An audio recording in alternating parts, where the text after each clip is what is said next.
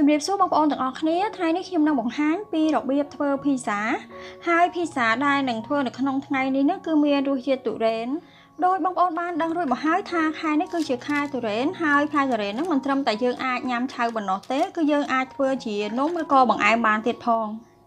តើឥឡូវនេះយើងចូលមកមើលពីវិធីធ្វើទាំងអស់គ្នាដែលដំបូងនោះគឺខ្ញុំលាយម្សៅដើម្បីធ្វើសំបកនំជាមុនសិន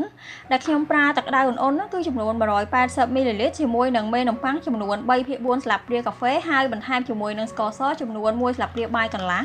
បន្ទាប់មកគឺយើងត្រូវកូររហូតទាល់តែចូលគ្នាបានសព្វហើយមេនំប៉័ងហ្នឹងរលាយអស់បន្ទាប់ពីនោះគឺខ្ញុំដាក់ម្សៅមីចំនួន300ក្រាមលាយជាមួយនឹងអំបិល3/4ស្លាបព្រាកាហ្វេបន្ទាប់ពីលាយចូលគ្នារួចហើយគឺខ្ញុំយកទឹកដែលបានលាយជាមួយនឹងមេនំប៉័ងមុនហ្នឹងយកមកចាក់ចូលហើយបន្ថែមជាមួយនឹងប្រេងឆាចំនួន20ក្រាមបន្ទាប់មកទៀតហ្នឹងគឺយើងត្រូវច្របល់ម្សៅនេះរហូតទាល់តែចូលគ្នាបានសម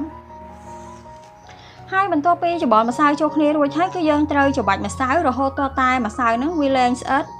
ដែលការច្របាច់ម្សៅនេះគឺខ្ញុំប្រើពេលប្រហែលជា4ទៅ5នាទីហើយម្សៅដែលយើងច្របាច់នេះផងដែរគឺយើងត្រូវច្របាច់រហូតទាល់តែវារលោងល្អ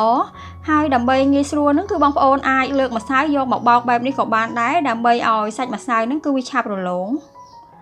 ហើយឥឡូវនេះនៅពេលដែលឃើញថាម្សៅរលោងបានប៉ុណ្ណេះហើយគឺខ្ញុំឈប់ច្របាច់ហើយគឺខ្ញុំយកប្រេងឆាបន្តិចយកមកចាក់ចូលរួចហើយខ្ញុំបំបែកម្សៅនឹងជាពីរដោយសារតែម្សៅនេះគឺខ្ញុំធ្វើនំចំនួន2បន្ទាប់មកទៀតហ្នឹងគឺយើងត្រូវបត់ម្សៅហ្នឹងជារាងមូលហើយម្សៅនេះបន្ទាប់ពីបត់រួចហើយគឺយើងត្រូវដាក់វាដាច់ដោយឡែកពីគ្នាដោយសារតែប្រសិនបើយើងដាក់វាជាមួយគ្នាហ្នឹងគឺនៅពេលដែលវាឡើងវាអាចនឹងស្អិតជាប់គ្នាហើយឥឡូវហ្នឹងបន្ទាប់ពីបត់រួចហើយគឺយើងត្រូវគ្របទុករយៈពេល2ម៉ោង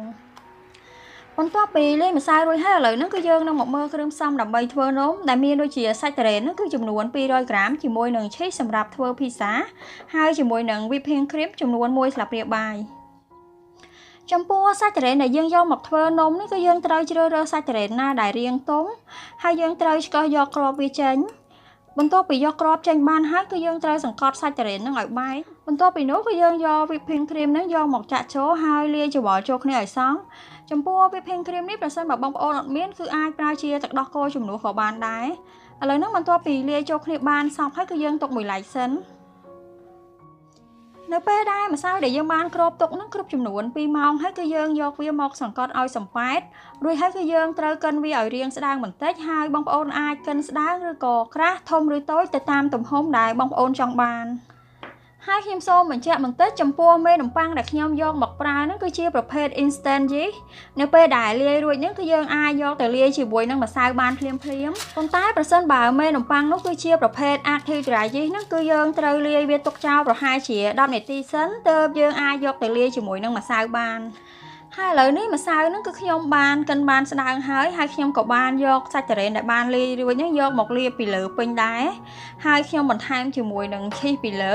ហើយចំពោះឈីសនេះគឺបងប្អូនអាចដាក់តិចឬច្រើនទៅតាមចំណូលចិត្តហើយបន្ទាប់ពីដាក់ឈីសរួចហើយគឺយើងត្រូវយកទៅដុតនៅក្នុងកម្ដៅ230អង្សារយៈពេល12ទៅ15នាទី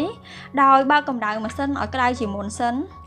ចំពោះការធ្វើភីហ្សានេះគឺងាយស្រួលធ្វើទេឲ្យតែយើងចេះធ្វើសម្បកនំគឺយើងអាចធ្វើជារសជាតិផ្សេងទៅតាមចំណូលចិត្តហើយឥឡូវនេះវីដេអូនៅក្នុងថ្ងៃនេះក៏ដល់ទីបញ្ចប់ប្រសិនបើមានកំហុសឆ្គងត្រង់កន្លែងណាក៏សូមអធ្យាស្រ័យហើយបើបងប្អូនចូលចិត្តវីដេអូនេះកុំភ្លេចជួយចុច like និង share វីដេអូនេះទៅកាន់បងប្អូននិងមិត្តភក្តិដទៃទៀតសូមអរគុណ